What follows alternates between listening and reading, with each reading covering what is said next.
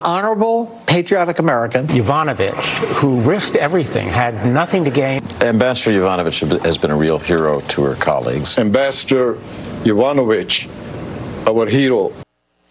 New documents suggest, though, that impeachment darling Marie Yovanovitch wasn't completely honest with Congress when it came to Hunter Biden and Burisma. Joining me now with the exclusive details is John Solomon, journalist and Fox News contributor, along with New York Congressman Lee Zeldin.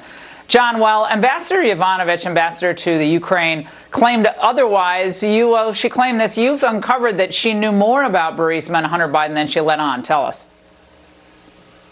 Yeah, absolutely. Because of Congressman Zeldin's good questioning, this is what we know. She testified everything she knew about Burisma and Hunter Biden came from a briefing before she went before the Senate to be confirmed and from press reports. And Congressman Zeldin kept repressing. You only knew about press reports? She said, yeah, that's all I remember. It turns out she had meetings directly with Burisma representatives. She received letters, detailed letters from Burisma representatives detailing their efforts to get out from under a criminal investigation before Donald Trump became president. She didn't mention any of those. And there's only two good options here, right? One is she falsely testified knowing that she had these contacts. The second is she didn't review her documents before she testified, and it was a proceeding where we were removing the President of the United States, possibly. Not a good situation for the hero of the hearings.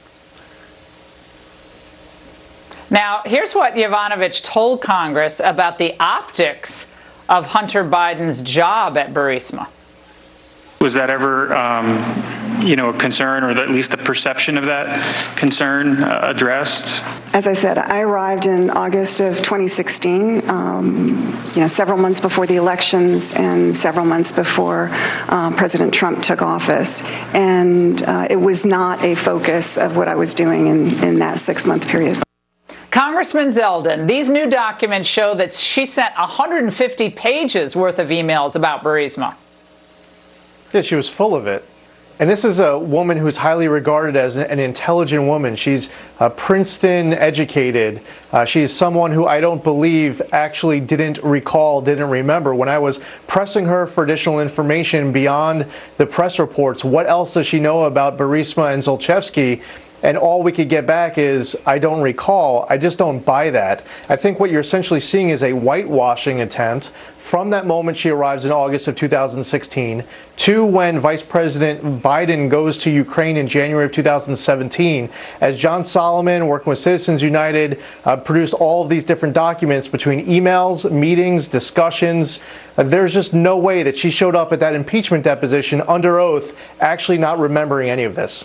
John, wasn't this important then that the elites in the media, MSNBC, folks at ABC and CNN, I mean, they lionized Marie Yovanovitch. I mean, she should have been up on Rushmore at the end of what they were saying. It was like Vindman, Colonel Vindman, Lieutenant Colonel Vindman, and Marie Yovanovitch, and all the other cast of characters who were clearly very displeased with President Trump at the bottom of all this. Yeah, listen, right now they're building a new mountain. It's called Mount Schiff, and there's going to be people like Christopher Steele and Marie Yovanovitch on the face of that mountain. What we have are a group of witnesses who gave us a false narrative, and it takes months after Adam Schiff presents his evidence for we in the media to get the truth, to dig it out. Everything about the Schiff show is falling apart, whether it's Russia or Ukraine. I expect a lot of big revelations coming up in Ukraine in the next few weeks. Senator Ron Johnson tonight announced he's going to issue a subpoena to the very group that met with Yovanovitch to talk about Burisma in December of 2016. That's a major new development.